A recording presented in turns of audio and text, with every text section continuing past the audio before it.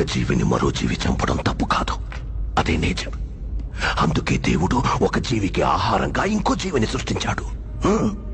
బలవంతుడే బతకగలడు. బలహీనులందరూ కలిసి వాళ్ళని వాళ్ళు కాపాడుకోవడానికి చేసుకున్నదే చట్టం. జింకని చంపితే శిక్ష, మేకని చంపితే శిక్ష లేదు. ఏ జింకలు తక్కువగా ఉన్నాయి, మేకలు ఎక్కువగా ఉన్నాయి.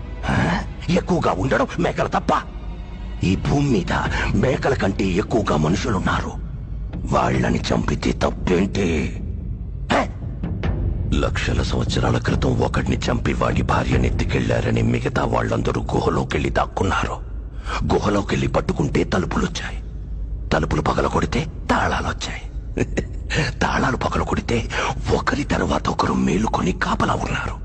వాళ్ళందరికీ ఒక నాయకుడొచ్చాడు. ఇంత నాగరికత కారణం ఏంటి? భయం. అది పుట్టించిందెవరు? మేము. కానీ భయం అంటే ఏంటో మాకు తెలీదు.